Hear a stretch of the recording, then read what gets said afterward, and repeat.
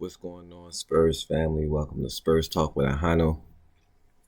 I want to be talking about trades in this video, but first, I hope everybody is excited for tonight's game. I hope everybody had enjoyed their Christmas and enjoying their holidays. That's first and foremost. But yeah, so this video, I'm gonna be talking about trades and all season we've been hearing about potential landing spots for Jakob Poeltl, and I'm among the probably the minority who says, we should keep him. We should keep him. Our ceiling is a very, very high ceiling. That's like if we just run on a tear of games, which it looks like we're not, with all the rotation issues with injuries and stuff like that. We kind of a depleted roster. Maybe it's done purposely for, for the tank, and I don't know. I just don't believe Popovich should do that. So I'm just skeptical a little bit, in that aspect. So, I mean, we still have rights to other teams' picks. So we pretty good this year when it comes to draft and drafting. Because I know everybody want the wonder kid, Victor, the 7'3" guy who plays like a guard.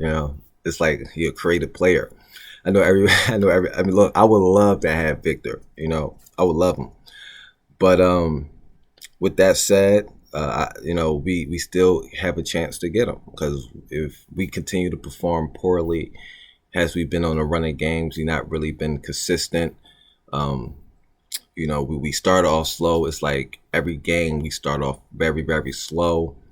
We not putting in consistent quarters, not giving that energy on defense. Our rotations is not crisp, not fast. It's we don't have that intensity. So the way we playing right now, we're going to lose a whole lot more games. So I wouldn't worry about, we need the first round pick. I know trading Jakob, but if we trade Jakob, he's not going to go to a team that is trying to tank. Or in other words, I'm not going to even put that on other teams. But we ain't going to be trading him to a team with intentions of, just sit out this season. We trying to get that number one pick. Most likely, if we trade Jakob, he's gonna go to a winning team. And I guess you can say, well, if you do a 3-way trade, whatever. I just think at this point, GMs, they know how good their team is.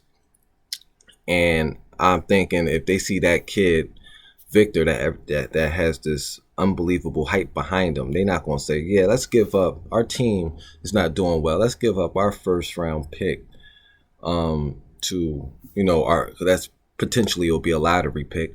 Let's give up that pick to get Jakob. It's not going to happen. But I am proposed, because going on fan side, I'm not opposed, I should say, of trading Josh Richardson. And this is what I found on fan side, and I'm talking about Josh Richardson. It seems like he is on a trading block, because they said the Spurs asking price in any deal that sends out Richardson will be a first round pick. That has been a starting point, and at this point, it doesn't seem like they're going to budge from that. And why should they? So he might, Spurs might be shopping him around. And I'm not opposed to that. Now, the first round pick, again, same thing with Jakob. If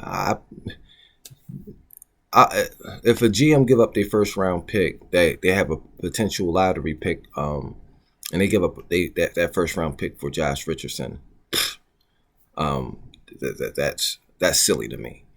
But the reason why I'm not opposed to trading him away, no matter if it's a first round pick this year or a future first round pick or stuff like that, is because unlike Jakob Poeltl, who is a key player on our team, I understand the big men of the game is the more outside shooting and stuff like that.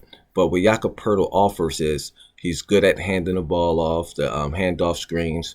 He's good at protecting the rim. He's a good rebounder, and he got some game to him in the post. He can score in the paint a little bit, so he adds value to our team. Josh Richardson, yes, they say he's a shooter. Like on here, it says he's a reliable shooter. I don't think Josh Richardson is a reliable shooter. I think he's a streaky shooter. I think he have games where he's on, and then it's like everything falls, and then you have games where it's like nothing is falling. And some games he's like non-existent. So I'm not opposed to trading. I think you can just get those minutes to Malachi Branham. Let's start developing. Get Malachi Branham. I know he's getting some good minutes, but he can let him get more minutes. If we want to do this whole this theory of tanking, why not just give the young guys more time? That way they can develop, get chemistry with the star players of the team, like Vassell and Johnson. Let these young guys get acclimated even more. That'd be more minutes for Blake Wesley when he returned. So I mean, it's my opinion. I don't think Josh Richardson really offers much once he's not shooting the ball well. I don't think he offers much. I think his defense is poor. I think his defense awareness is poor. So I'm not opposed to trading. Now, getting a first round pick for him, that's a stretch. Definitely. I mean, if I was a GM in Spurs and I wanted Josh Richardson, I'm not offering him a first round pick. Now if I'm a contender or a team that's in the playoffs or in a playoff hunt, I might consider that.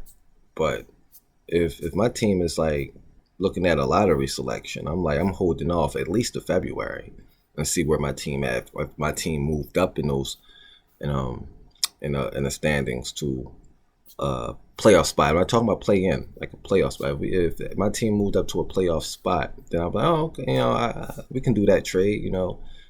Get a little boost going into the postseason. But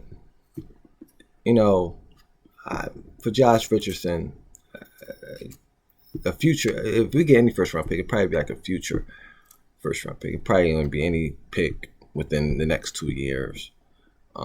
Because to me, he doesn't offer much. I don't think he's a reliable shooter. I think he's a streaky shooter, questionable defense.